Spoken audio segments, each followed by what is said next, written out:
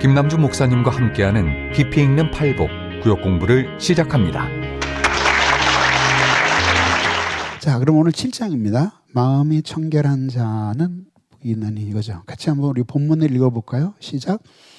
마음이 청결한 자는 복이 있나니 그들이 하나님을 볼 것이미요. 그랬습니다. 자, 그러면 여기에서 이제 청결하다라는 게 이제 무슨 데 그리스어로는 마카리 호이 호이 카탈로이 이렇게 나와요. 그래서 그 카탈로이라는 그 단어가 이렇게 쓰거든요. 이렇게. 죄송해요.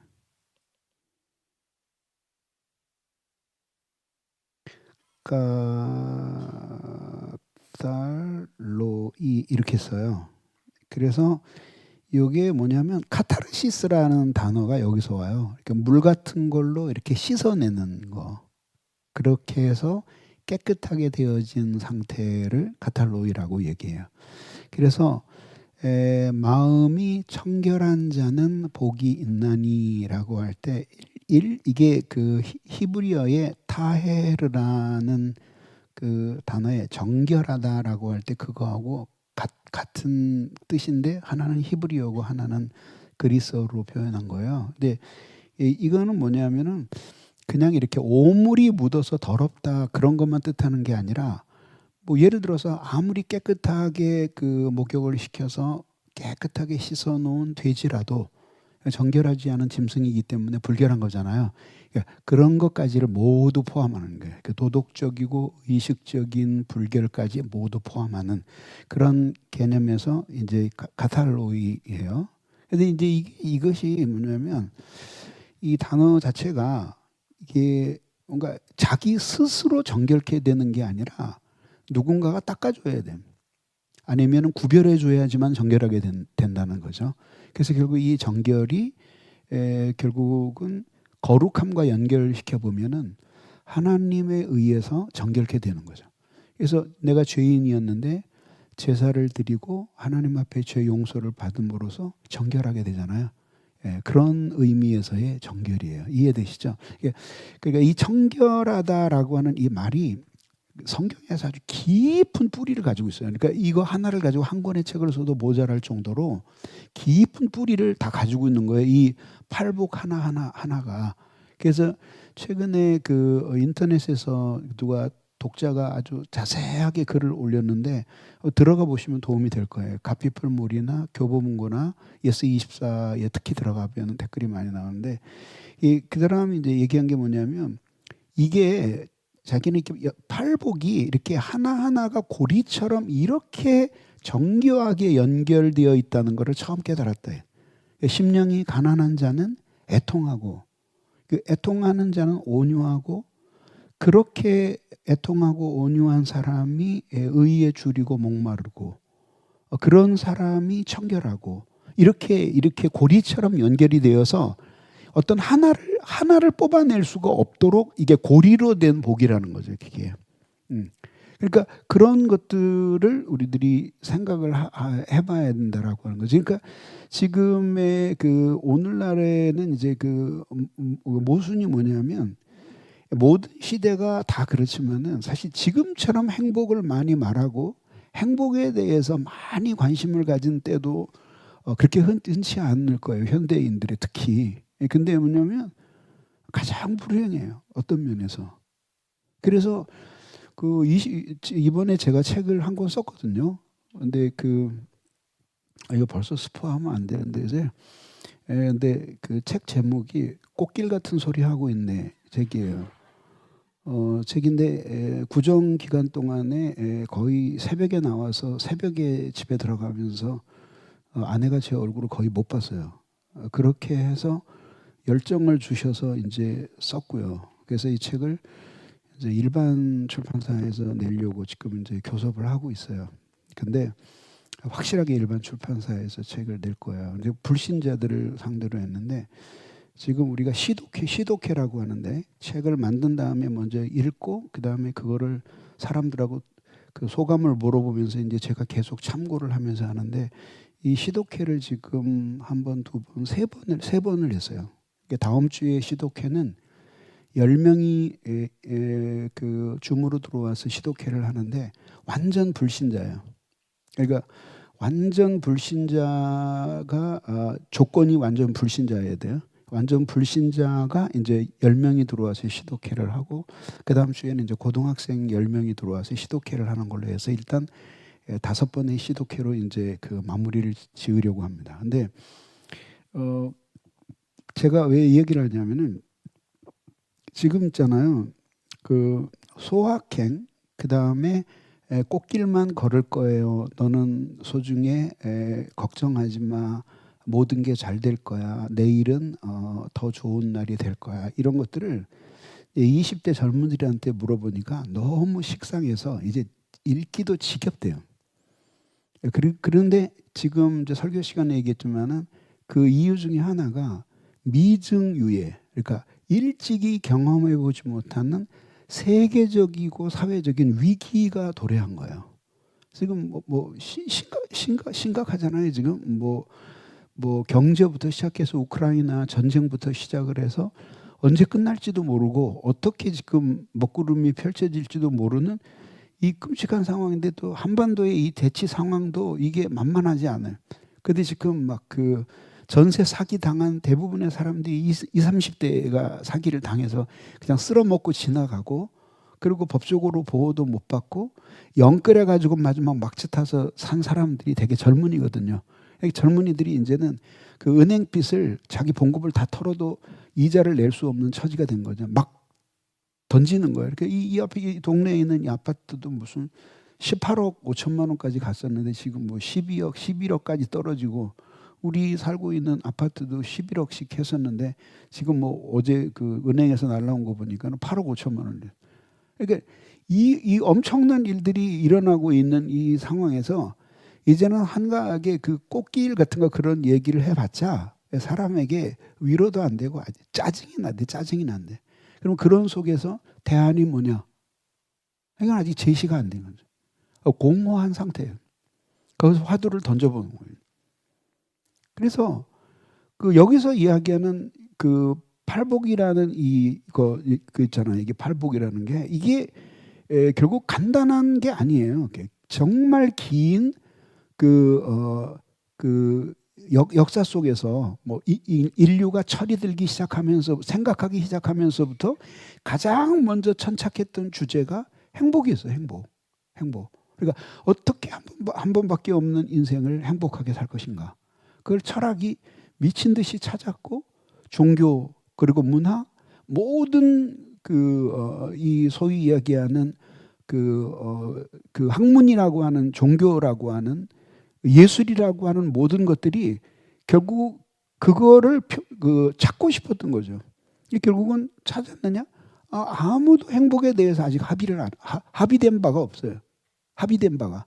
결국은 철학사 속에서는 이 행복이 합의가 안 돼요. 오늘 같은 날에 와가지고는 더더욱 절대적인 진리의 기준을 버렸기 때문에 사실은 하나님의 행복의 근원이시기 때문에 그 하나님 없이는 행복을 말할 수 없는 거거든요. 하나님을 믿을 수 없었던 사람이 그 자리에다가 도를 갖다 놓고 혹은 진리를 갖다 놓던 거야 막연하게. 근데 그게 이제는 상대적이어서 상대주의가 돼서 이제 그런 걸 인정 안 한다라고 된 거예요. 그러고 보니까 결국은 행복이라는 걸 기댈 수 있는 데가 없는 거죠. 그 속에서 겨우 찾아낸 게 물질적인 풍요와 개인적인 평안. 그거면 다다 이렇게 보는 거죠. 근데 뭐냐면 이 허무가 해결이 안 되잖아. 허무가 해결이 안 되잖아. 물질적인 풍요 그럴 수 있어요. 근데 웃기는 게 뭐냐면 아니 수십조 있으면 뭐예요? 그거. 쓰지도 못하고 죽을 거. 그리고 뭐 그 절반 이상은 세금으로 낼 걸. 뭐 세금 내는 게 나쁘다는 게 아니라 쓰지도 못하고 죽는데 무슨 소용이 있어요? 이렇게 얘기하면 웃길지 모르지만 하나도 안 부러워요. 그것도 젊은 사람이면 그래도 쓸 날이 있으니까 좀 낙이 있다고 하지만은 이게 나이 들어야 그 돈 줘봐야 쓸 기력도 없어요. 그거를 뭐 하겠어요? 그걸 움켜쥐고 그러고 사는 거예요. 거기서 허물을 못 느끼는 거는 그건 진짜 이해할 수 없는 거죠. 진짜 허무한 거죠. 그 허물을 느끼면 그냥 그런 물질적인 풍요도 해결이 안 돼. 그다음에 개인적인 평안을 누린다고 해요. 근데 그 평안이라고 하는 것이 오늘 설교 시간에서 배운 것처럼 질서를 떠나면 평안할 수가 없는 거예요. 그러니까 그 질서는 따르고 싶지 않고 평안하고만 싶은 거예요. 그럼 그건 돈 주고 사야 되는 거죠. 뭐 경비원으로 에워싸고 뭐 방지 시설을 해놓고 그리고 평화를 누려야 되는데 그것이 평화일 수가 있겠느냐. 그 결국은 행복에 대한 근본적인 이제 의문이 들게 되는 거예요. 이게 어떻게 해서 행복을 찾아가야 되는가라는 고민이 생기는 거예요. 근데 이게 이 신앙과 불신앙과 상관없이 모두에게 똑같은 화두예요. 그러니까 이거를 한번 흔들어 보면 모두 흔들리지 않는 사람이 없는 거죠. 이게 더 한심한 건 뭐냐면 그리스도인이 되었는데 이 마음을 차지하고 있는 행복관이 저 실패한 사람들의 행복관이에요. 그러니까 그렇게 물질적인 풍요와 개인적인 평안을 누려보려고 그렇게 생각하면서 그걸 찾는데 물질로도 승리자가 되지 않았기 때문에 충분히 못 모았고 그리고 모든 주위의 환경들도 평안하지가 않아요. 그러니까 사실은 뭐 이익이 대립하고 성격이 원만하지 않으면서 그게 그 사람 주위에 평화가 있을 수 있겠어요? 안 되거든요. 그러니까 뭐냐면 행복으로 초대하는 거예요. 그러니까 예수 그리스도께서 이 세상에서 행복하지 않았다 그러면 사실 그건 말이 안 되잖아요. 그러면 도대체 인간으로서 누구를 표준으로 삼아서 행복해질 것이다 이런 문제가 나오잖아요. 근데 예수 그리스도는 그러면 고통이 완전히 삭제된 상태의 행복을 누리면서 살았는가? 그건 아니죠. 예. 모두 그분도 늙으시고 죽으시고 그리고 약해지실 때도 있고 시장하실 때도 있고 심지어 이별의 눈물을 흘리실 때도 있고 믿음이 없어서 가슴 아파서 우실 때도 있었고 또 두고 가야 하는 제자들이 가엾어서 통곡과 눈물로 기도하면서 마지막 밤을 새우셨어요. 그러니까 결국은 우리가 내릴 수 있는 결론은 뭐냐면 진정한 행복이라는 것은 이 세상에서는 고통이 삭제된 상태의 행복이 아니구나. 그러면 그 고통과 함께 공존하는 행복이어야 하는데 그럼 무엇으로서 그 고통을 행복으로 승화시킬 수 있을 것인가? 그 고통에 의해서도 영향받지 않는 행복이라는 것은 무엇인가? 그게 걸을 수도 없는 꽃길을 계속 상상하고 그 책임도 지지 못할 어떻게 보면은 좀 무책임한 그 좋은 말들을 막 늘어놓는다고 해서 그게 우리에게 행복을 가져다 줄 수 있는가 하는 근본적인 의문에 빠지게 되는 거죠. 그런 점에서 이제 이 팔복이 그거를 담고 있는 거예요. 그래서 이제 이번에 촬영을 했어요. 이거 팔복과 관련된 그 인터뷰를 제가 국민일보하고 했는데 그걸 아마 보실 수 있을 거예요. 국민일보 들어가시면 기사 나오고. 그리고 그게 짧아서 길게 인터뷰를 했어요. 그것도 지금 편집하고 있는데 우리 홈피에다 올려줄게요. 아마 유튜브에도 올라올 거예요. 그러니까 들어가셔서 보시면은 얼마나 기독교에서 이야기하는 이 팔복이 인류의 행복론에 있어서 마지막 정답인가 하는 것을 보여주는 거죠. 그래서 그 행복이라고 하는 것은 가슴의 행복도 아니고 그다음에 행함의 행복도 아니고 마지막에 남는 것은 사람됨의 행복이라는 겁니다. 어떤 사람이 되었을 때 그 인격적인 특성 때문에 인간이 행복하게 되는 것이다. 그리고 그것이 항구적인 행복이다. 그리고 그런 사람이 다른 사람에게 또 다른 복의 통로가 된다라는 것을 팔복 전체가 이야기하고 있는 거죠. 그래서 이제 여기에 보면은 여기에서 말하는 마음이 청결하는 자는 하나님을 볼 것임이요 그렇게 말하잖아요. 그런데 그게 비유를 하자면 뭐냐면요. 팔복이라는 산이 이렇게 있으면 요 정상이 바로 이 그 마음이 청결한 자의 복이에요. 예. 그게 이제 그 오복이죠. 다섯 번째 복이죠. 그래서 1, 2, 3, 4 올라가고 5, 6, 7, 8 그러면서 내려오는 거예요. 그래서 이 로이드 존스 목사님도 이것이 사실 팔복 중에서 가장 포괄적인 복은 심령이 가난한 자가 받는 복인데 그 복에서 가장 진수 그 최정상에서 누리는 행복의 그 정수를 이게 오복이라고 본 거예요. 왜냐하면 뭐 하나님 없는 하나님의 나라가 무슨 의미가 있겠어요. 그죠? 그러니까 결국은 그 하나님의 나라에서 우리가 누릴 수 있는 최고의 행복은 그 행복의 근원이신 하나님을 대면하는 것. 그거거든요. 그럼 여기서 이제 하나님의 얼굴을 보는 것으로 시작한다 그랬는데 근데 여기에 보면 지금 뭐 온갖 세상 일에 지금 시달리잖아요. 마음이 새카맣게 타 있어요. 지금 이제 이렇게. 예. 근데 이제 하나님을 보는 거는 사실 이 눈으로 보는 게 아니에요. 육체의 눈으로 보는 게 아니라 마음으로 보는 거죠. 이렇게. 정확하게 말하면 지성을 통해서 보는 거예요. 그리고 이 지성은 당연히 우리의 감정에 영향을 미치게 되고 이 감정이 결국은 우리의 의지에 영향을 미치게 돼요. 그러니까 이걸 모두 다 통틀어서 우리들이 사랑이라고 부르는 거예요. 예. 그러니까는 결국은 하나님을 아는 것만큼 사랑할 수 있고 사랑하는 것만큼 하나님을 알 수 있는 거예요. 내 얘기가 아니라. 그러니까 하나님을 아는 것만큼 사랑할 수 있고 사랑할 수 있는 것만큼 알 수 있다. 좋은 말이죠. 따라 볼까요? 아는 것만큼 사랑할 수 있고 사랑하는 것만큼 알 수 있다. 네. 그러니까 사랑은 알물 촉진하고 정확한 알면 사랑을 불러일으키는 거죠. 예. 그러니까 하나님이 아닌 사람의 경우에는 알면 알수록 사랑할 수 없는 사람들이 있죠. 그게 이제 까도 뭐가 자꾸 나오는 사람이에요. 근데 하나님은 동일하신 하나님이잖아요. 그리고 한없이 아름다우신 분이기 때문에 하나님이 알려지면 하나님을 사랑하는 일도 같이 일어나야 정상이라는 거죠.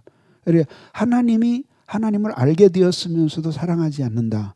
그럼 그것은 아직 하나님을 제대로 알지 못한 거죠. 사랑하는 자는 반드시 아는 자는 반드시 사랑하게 된다는 거죠.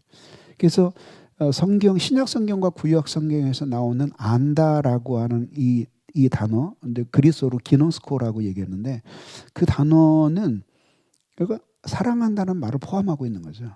그래서 구약 성경에서 내가 너를 아노니 내가 이름으로도 너를 알고 내가 너희를 기억하노라 할 때에는 사랑한다라는 말과 동의어예요. 동의어. 예, 그게 히브리식 사유예요. 그게. 그래서 지금도 히브리에서는 그 젊은 여성이 어떤 남자를 나는 저 남자를 안다라는 말을 쉽게 못한대요. 그 오해를 받게 된다 했어요. 예, 사랑한다는 말과 이제 뒤섞이게 되는 거죠. 이게 우리하고는 조금 다른 그 면이 있지만은 어쨌든 그런 거예요. 자, 이렇게 해서 그게 그 하나님의 얼굴을 보는 것으로 모든 복이 시작이 되는 거죠. 그래서 하나님의 얼굴을 보지 못한 사람이 하나님의 얼굴을 찾지 않는 사람이 가난한 마음이 될 수 있을까요? 예, 그렇죠. 그리고 그다음에 하나님의 거룩함을 본 사람만이 죄 때문에 애통할 수 있고 하나님의 나라 때문에 애통할 수 있잖아요. 근데 그 거룩함이 정수가 어디예요? 하나님의 얼굴이에요. 그러니까 여기서 얼굴이라고 하는 것은 신인 동형적인 표현이죠. 하나님이 무슨 신체를 가지신 분이 아니니까 신인 동형적인 표현인데, 근데 그 하나님과의 교제의 정수를 얼굴을 보는 것으로 그렇게 이제 표현을 한 거죠. 자, 그럼 봅시다. 마음이 청결해지기 위해서는 결국 영혼의 변화가 필요한 거죠. 그래서 오늘 설교 시간에 그 영혼과 마음의 관계에 대해서 설명했잖아요. 뭐 훨씬 더 많은 이야기가 필요하지만 일단 결국은 마음은 영혼의 기능이다.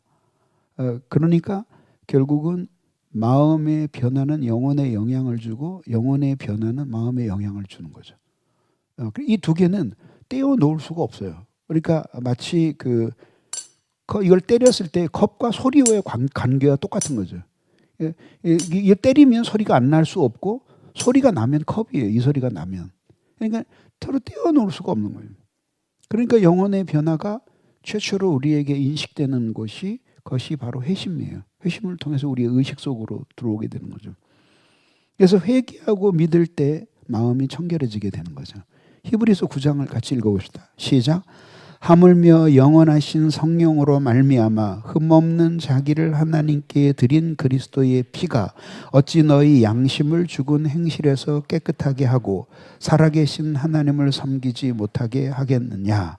그러니까 마음이 청결해지기 위해서 필요한 것은 이제 속죄의 씻음이에요. 그러니까 하나님을 안 믿는 사람들은 기본적으로 불결한 거죠. 그러니까 예수 그리스도를 만나고 그 피로 속죄함을 받을 때 이제 깨끗해질 수 있는 거죠. 예. 그 다음에 이제 또 하나는 뭐냐면 그것은 이제 속죄의 필요와 관련지었다면 이건 은혜에 관한 거예요. 그러니까 이거는 성화와 관련된 거죠, 그죠? 그러니까 마음의 상태는 고정된 게 아니에요. 어제 며칠 전에 아주 청결하던 사람이 오늘 더러워질 수 있는 거죠. 그리고 지금은 더럽지만 쓰레기 같지만 그러나 그 말씀을 통해서 역사하는 은혜를 받음으로 깨끗한 마음이 될 수 있는 것 아니에요? 아주 청결한 마음이 될 수 있는 것 아니에요?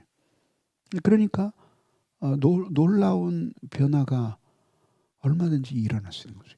노예 상인이었던 존 뉴턴 목사님이 그 사람이 변해서 되고 술집의 그 보이였던 조지 위필드가 변하여 거룩한 설교자가 되고 그리고 창녀였던 사람이 회심하고 그리고 선교사가 되고 이런 일들은 얼마든지 일어날 수 있는 거죠. 그래서 우리 교회에서도 뭐 오래전 사람입니다만은 아주 착실하게 교회에서 열심히 일하고 너무 다소곳해요. 그러는데 보면 어쩌다가 이제 과거 이야기를 들었는데 뭐 알코올 중독자였고 뭐 담배에 완전히 니코틴에 중독이 돼서 살았고 뭐 그런 그 힘들고 어려운 삶을 살고 뭐 죽을 고비도 많이 넘기고 그랬는데 근데 변화하여 새 사람이 되니까 완전히 거룩한 성도로 나타나는 이것이 바로 하나님이 그 사람을 새롭게 하시고 속죄의 씻음으로 구원받은 자 되고 성화로 은혜의 승리를 통해서 그 거룩한 사람이 되어가고 그러면서 이제 청결한 마음을 소유하고 있는 거죠. 여러분 그러면 요한복음 15장을 한번 읽어보겠습니다. 시작. 나는 참 포도나무여 내 아버지는 농부라. 물은 내게 붙어 있어 열매를 맺지 않느냐는 가지는 아버지께서 그것을 제해버리시고 무릇 열매를 맺는 가지는 그 열매를 맺게 하려 하여 그것을 깨끗하게 하시느니라. 너희는 내가 일러준 말로 이미 깨끗하여 졌으니. 근데 이것이 이제 청결함이라면 그러면 결국은 마음의 청결함은 그 영혼이 하나님 앞에 그 좋은 상태에 있다는 증거가 된 거죠. 그렇잖아요. 그래서 결국은 그 사람이 누구인지는 사람들하고 부딪혀 보면은 너무나 잘 드러나게 되는 거죠. 그래서 부딪히면서 결국 그 사람이 가지고 있는 것들이 드러나게 되고 그 사람이 예수 믿기 전에 어떤 사람이었는가 하는 것을 사람들과 부딪히면 알게 되는 거죠. 근데 그렇게 마음이 청결한 사람은 복이 있다. 이게 당연히 에쉐리의 복이에요. 그리고 그러한 복은 언약 백성들에게만 허락되는 신령한 복이에요. 근데 그런 복이 있다 이렇게 선언을 하는 거죠. 근데 자꾸 여기서 이제 이 복을 이 행복을 이렇게 접근하지 않고 자꾸 이것은 물질적인 복으로 이런 식으로 접근을 하는 거죠. 근데 그렇게 되면 이제 굉장히 이제 기독교 신앙이 혼란스러워지게 되는 거죠. 그러면 기독교에서 그런 물질의 복이나 건강의 복이나 이런 것들을 멸시하느냐, 그게 아니라 그게 핵심은 아니다라고 하는 이야기를 하는 거죠. 그러니까 하나님이 너무너무 사랑하시는 사람들도 병으로 일찍 데려가실 수도 있고 사고로 하나님이 부르실 수도 있고 뭐 얼마든지 그럴 수 있는 것 아니? 그러니까 이러한 우리의 인생 그 자체가 하나의 무에서 태어나서 시간이라는 걸 거쳐서 다시 영혼으로 돌아가는, 영혼으로부터 와서 시간 세계라는 그 터널을 지나고 다시 영혼을 향해 돌아가는 존재라고 놓고 보면은 사실 우리의 태어나고 병들고 죽고 변화를 겪는 이 모든 것들이 사실 어떤 하나의 완성을 향해 가는 과정이라고 생각할 수 있는 거예요. 그렇게 하면서 이런 것들을 우리들이 현실들의 어떤 불행들에 자신이 얽매이지 않고 이것들을 담담하게 현실을 끌어안으면서 주체성 있게 살아갈 수 있는 그런 사람들로서의 인생을 우리들이 꿈꿔야 하는 것이에요.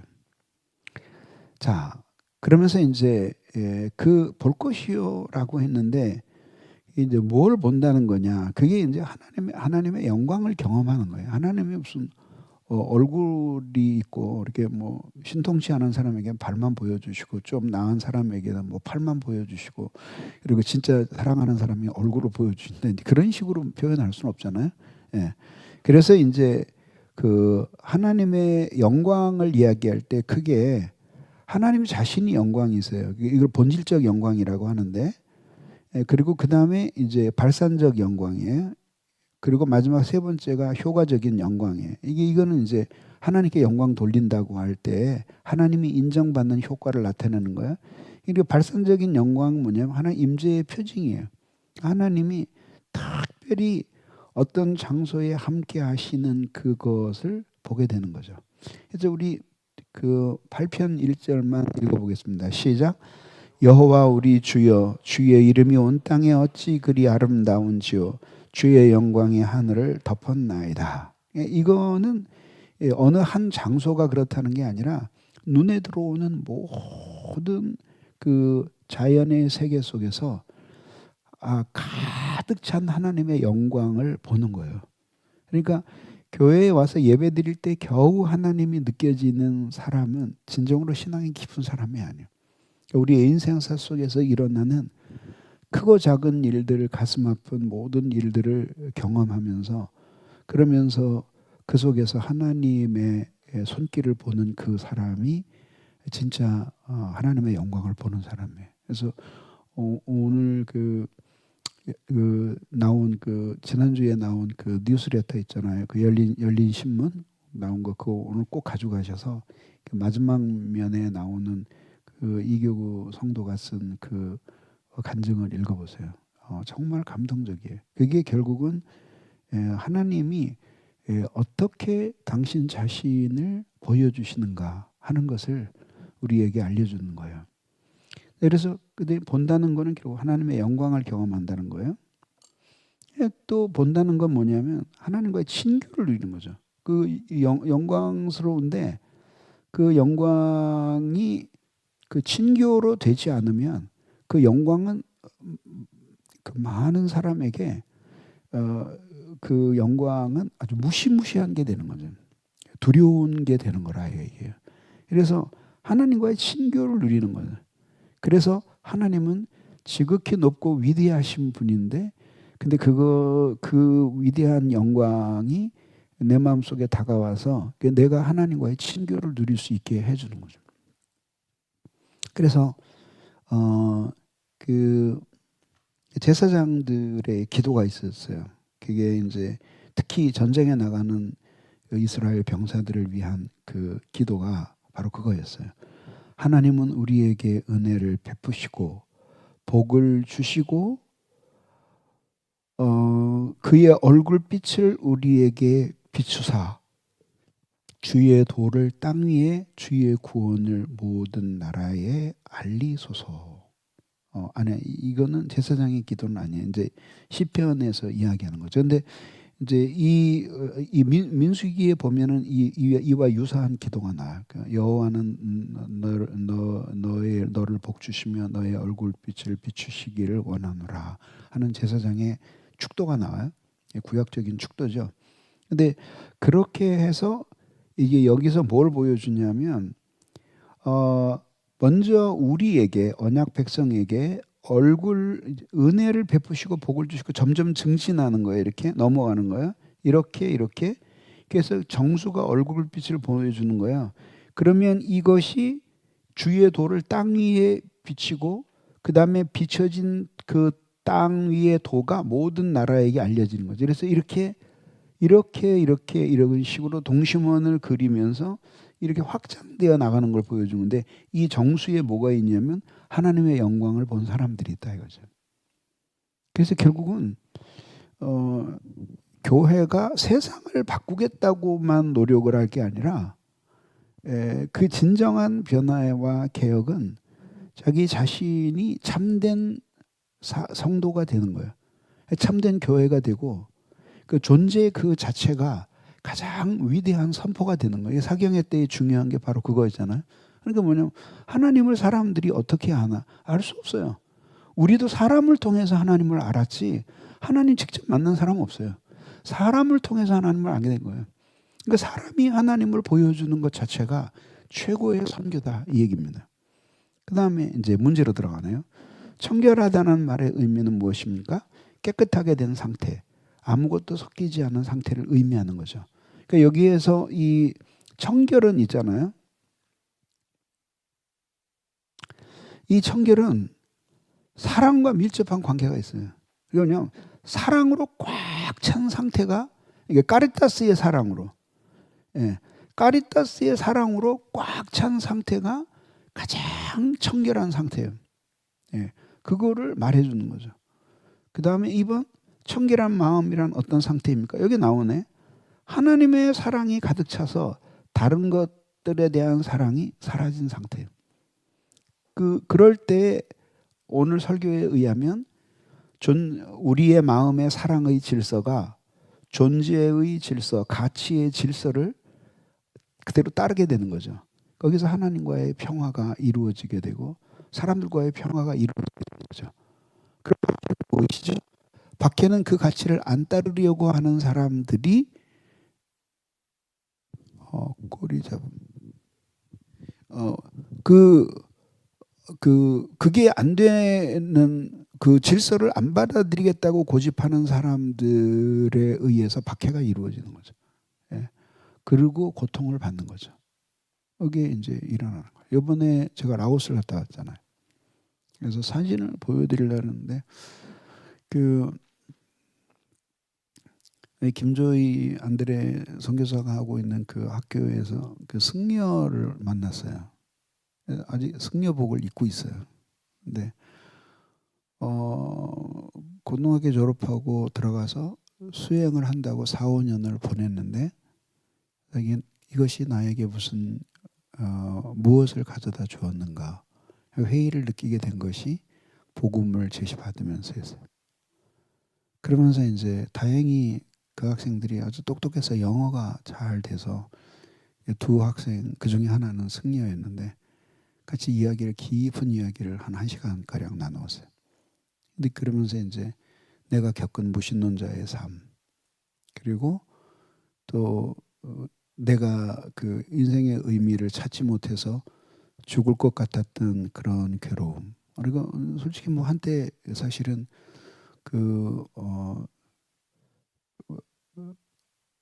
불교 신자가 되는 것을 생각을 안 해본 건 아니에요. 그런 생각도 했었어요.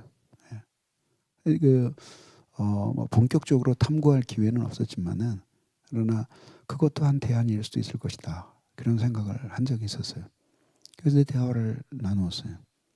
그래서 결국은 인생의 의미를 발견하게 되지 않는다면, 그리고 사랑하는 것이 없다면 인생은 너무 허무한 거예요. 결국은 청결한 마음이라는 것은 하나님의 사랑으로 가득 차 있는. 그래서 다른 것들에 대한 사랑이 없는. 그러니까 마음이 청결한 사람은 하나님의 존재의 질서를 그대로 받아들이고 그 질서와 가치의 질서, 자기 사랑의 질서가 일치된 사람이에요. 예. 근데 그 안에서 평안이 이루어지는 거죠. 예. 그러니까 완전한 평안이 이루어지는 거예요. 예. 이게 라틴어로 퀴지타스라고 하는데, 근데 아주 그 완전한 평화가 일어나는. 근데 그 질서가 깨지기 시작하면서 이제 깨지는 거죠. 근데 존재의 질서, 가치의 질서는 하나님이 정하신 거기 때문에 흔들리지 않는 거예요. 근데 내가 내 마음에서 내 마음에 있는 사랑의 질서가 이걸 뒤집는 거예요. 뒤집게 될 때 그게 결함으로 바위 깨기예요.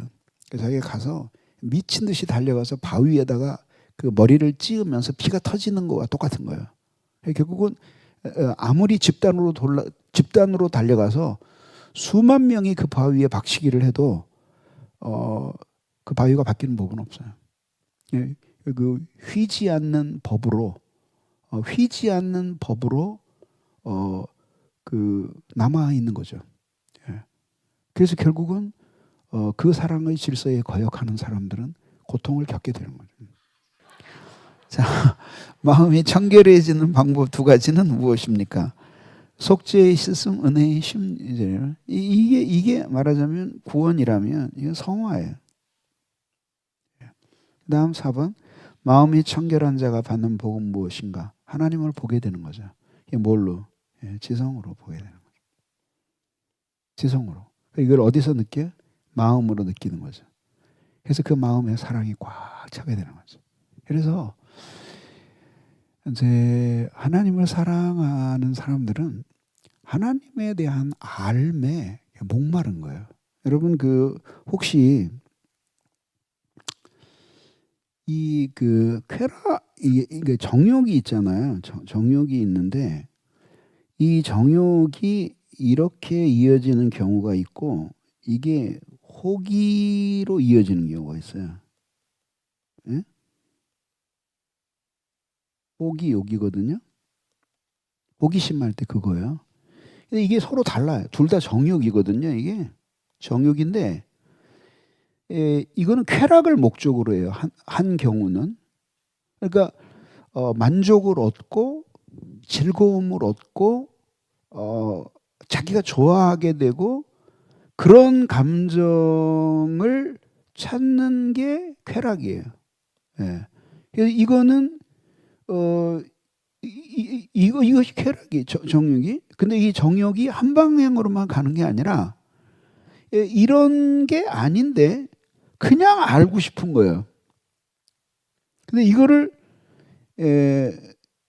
이거를 성경은 똑같이 정욕으로 봐요. 두 개가 좀 달라요. 근데 이 호기는 뭐냐면 그 목적 자체가 행복을 얻는다든지 만족과 뭐 쾌락을 얻는다든지 그게 아니에요. 그러면 뭐냐? 그냥 알고 싶은 거예요. 그게 뭘 본딴 거냐면 모든 것을 아시는 하나님의 전지하심을 본다는 거예요. 그냥. 끊임없이 그걸 알고 싶은 거예요. 그 호기. 근데 이제 이거를 이제 오늘날 우리에서는 그 긍정적으로 많이 묘사하잖아요. 근데 그것 때문에 이제 인류 문화가 발전했고 그렇게 이야기하지만, 근데 그렇게 발전에 기여한 부분도 있지만은 그러나 더 많은 사람이 자신의 인생을 이 호기욕 때문에 쓸어 놓은 거예요. 네, 쓸데없이 뭐 아이들 그 유튜브 같은 거 넘기면서 뭐 4시간 정도는 그냥 가볍게, 서너 시간 정도는 그냥 가볍게 그 날려버리거든요. 그럼 쓸데도 없는 거 막 넘기면서 뭐 그 연예인 누가 대판거리 싸만 얘기, 돈 떼먹고 도망간 얘기, 이혼한 이야기, 뭐 그다음에 무슨 송중기가 또 뭐 이 영국 여친하고 결혼하고 아이 가진 이야기부터 시작하면 수없이네. 끝없이 넘어가는. 그러면서 결국은 이거 끊임없이 호기욕을 세우는데, 뭐 심지어 어거스틴은 뭐 예를 들어서 누가 어디에 능지처참 당한 시체가 있다고 칩시다. 그럴 때 그것이 보는 사람에게 결코 만족을 줄 리는 없지만 그러나 그래도 그거를 한사코 보고자 사람들이 몰려드는 것을 보면 그게 호기욕이다. 근데 그거를 이제 정욕은 정욕인데 안목 이건 육체의 정욕이라고 부르고 이건 안목의 정욕이라고 부르는 거죠. 이게 호기욕을 채우는 거예요. 그래서 그런 거를 피하는 게 어떤 방법이냐? 아무것도 알지 아니하기로 했다. 그거는 아니에요. 근데 중요한 건 뭐냐면 뭘 알았을 때 그것을 하나님과 나의 관계를 연결시켜서 나로 하여금 하나님의 아름다움을 보게 하는 그런 수단으로 사용될 때에는 그것이 결코 이 호기욕일 수가 없는 거죠. 그래서 제가 지금은 뭐 이제 세월이 많이 지나서 이제 뭐 그 희미해졌지만은 50대 때만 해도 지금도 뭐 열심히 하지만 그때 더 열심히 했거든요. 천문학을 1년 동안 제 개인 사비를 들여서 과외 선생을 불러다가 천문학을 공부했는데 너무 행복했어요. 그게 두고두고 나의 신학에 영향을 주었어요. 매일 발견하는데 선생님은 몰라. 근데 그거를 천문학적으로 발견되는 지식들 나는 그 신학에서 발견 못하는 것들을 찾아내면서 하나님과의 관계를 나를 묶을 수가 있었어요. 수업이 끝나면 그날 저녁에 밤중에 그 대공원을 산책하면은 막 그렇게 기쁠 수가 없었어요. 이 깨달음에. 예. 그런 건 호기호기라고 말할 수가 없는 거죠. 하나님의 아름다움을 발견하고 그 속에서 그 하나님의 아름다움을 찬양하는 그것이 사실 우리가 살아가는 삶의 이유이기도 한 거예요. 하나님을 본다라는 말의 두 가지 의미는 무엇입니까? 영광을 경험하고 친교를 누리는 것이. 예. 이상으로 마치겠습니다.